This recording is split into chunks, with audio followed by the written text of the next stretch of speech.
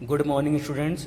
आज हम देखते हैं क्लास 11th का lecture 1 chapter some basic concept of chemistry. देखिए, इस चैप्टर में बहुत कुछ चीज़ें आपने 9th 10th में पढ़ा होगा, जैसे लॉ ऑफ केमिकल कॉम्बिनेशन क्या होता है, डाल्टन एटॉमिक थ्योरी क्या होती है, कैलकुलेशन ऑफ मॉलिकुलर मास क्या है, calculation of empirical formula, calculation molecular formula and so on. तो उसको यहाँ डिस्कस नहीं करेंगे, हाँ, लेकिन जहाँ भी इसका यूज आएगा उसको हम डिस्कस कर लेंगे वहाँ पे। बाकी इसके कुछ मेन टॉपिक्स हैं, मेन चीज़ों उसको हम देखते हैं पहले। जैसे इसमें पहला मेन टॉपिक आता है कंसंट्रेशन ऑफ सोल्यूशन। सोल्यूशन के बारे में आप सब लोग जानते हैं, सोल्यूशन क्या होता है। It is a homogeneous mixture of more than two components, two or more than two components. आप सब लोग जानते हैं सोल्यूशन के दो पार्ट होते हैं, सॉल्यूट होता है, सॉल्वेंट होता है। सॉल्यूट क्वांटिटी में से ज़्यादा होती है, सॉल्वेंट क्वांटिटी में कम होती है, एंड ऑल थिंग्स। तो सोल्यूशन की बेसिक चीज़ें आप जानते हैं।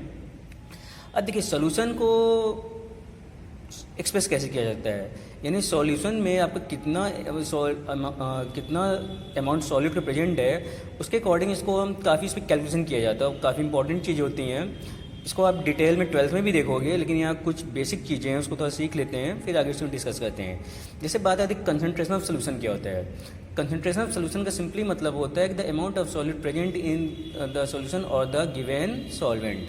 ठीक है, इन किसी भी सॉल्यूशन सॉल्वेंट में कितना सॉल्यूट का अमाउंट प्रेजेंट होता है, उसको हम कंसंट्रेशन कहते हैं। अब कंसंट्रेशन को एक्सप्रेस करने का बहुत से तरीके हैं। जैसे इसमें पहले देखते हैं बाई परसेंट।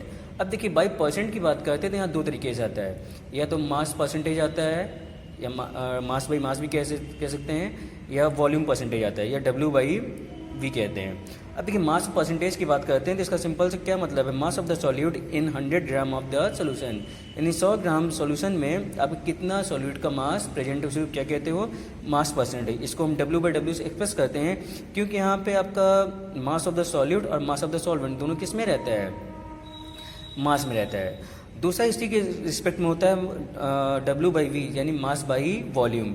यहाँ पे देखिए, इसका फॉर्मूला क्या है, W by V into 100। W यहाँ क्या दिखा रहा है, मास ऑफ द सॉल्यूट, और वी क्या दिखा रहा है, वॉल्यूम। W1 क्या दिखा रहा है, mass of the solute. W2 क्या दिखा रहा है, मास ऑफ द सॉल्वेंट। अगर इसका तीसरा हम देखते हैं टर्म, मोलैरिटी। मोलैरिटी का सिंपल सा मतलब होता है the moles number of moles of solute present in 1 litre of the solution.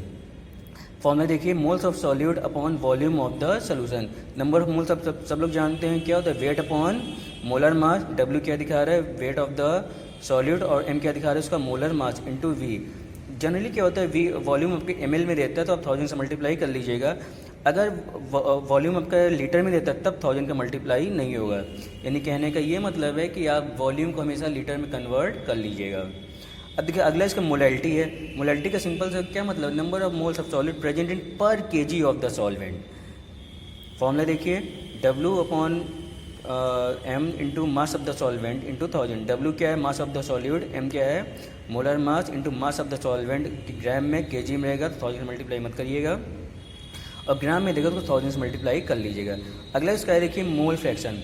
अब देखिए, मोल फ्रैक्शन जैसे हम डिस्कस कर रहे थे कि सॉल्यूशन है तो उसका दो पार्ट होता है, एक सॉल्यूट होता है, एक सॉल्वेंट होता है। तो मोल फ्रैक्शन क्या होता है, तो हम कैलकुलेशन करते हैं तो इसका दोनों का मोल फ्रैक्शन अलग अलग निकलता है। यानी सॉल्यूट का मोल फ्रैक्शन अलग कैलकुलेट करेंगे और सॉल्वेंट का अलग करेंगे। देखिए, यहाँ पे जो N1 है वो दिखा रहा है number of moles of solute, और N2 क्या दिखा रहा है, number of moles of the solvent. अब देखिए, for example mole fraction of solute की बात करते हैं, जिसको हम एक्सेस अगर दिखा रहे हैं तो फॉर्मूला क्या हो जाएगा, N1 upon N1 plus N2। यानी इसका क्या मतलब है, moles of solute upon total number of moles present in the solution. Same तरीके से दिखाया गया है mole fraction of solvent, XB N2 upon N1 plus N2। यानी जिसका मोल फ्रैक्शन निकालना उसका मोल आप न्यूमरेटर में रखिएगा, बाकी टोटल मोल्स आप डिनोमिनेटर में कर दीजिएगा। अब यहाँ पे चाहे एक कंपोनेंट, दो कंपोनेंट हो, चाहे 20 कंपोनेंट से मतलब नहीं है, लेकिन हाँ, ये देखा गया है कि जितने भी कंपोनेंट का मोल फ्रैक्शन निकालोगे, जो सबका एडिशन आता है वो हमेशा 1 ही होता है, 1 से ज़्यादा कभी नहीं आता है। तो ये इसके कुछ टॉपिक्स थे, कुछ फॉर्मूला था, तो अब इसको आपने देख लीजिए, फॉर्मूला देखिए, और बाकी इसके जो डिटेल्स है उसको हम 12th में भी देखेंगे। और जो बेसिक चीज़ें हैं तो उसको आप किसी बुक से रीड कर लीजिएगा, कोई दिक्कत नहीं है। कोई दिक्कत को डिस्कस करेंगे नेक्स्ट लेक्चर में, इसके हम देखेंगे इस पर कुछ सिंपल न्यूमेरिकल्स।